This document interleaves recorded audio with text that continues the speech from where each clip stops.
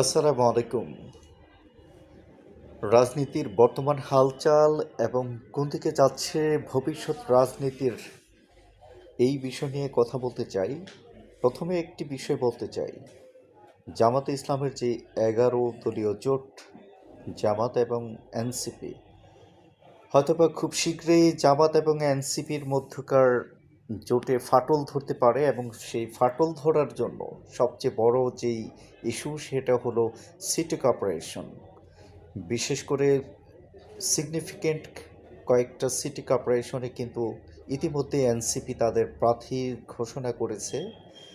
আর এটাকে কেন্দ্র করে জামাত ইসলাম কিন্তু তাদের যেই পূর্বে নির্ধারিত যেই সিটি কর্পোরেশনের যাদেরকে মেয়র হিসেবে প্রার্থী করবেন সেটাও কিন্তু চূড়ান্ত।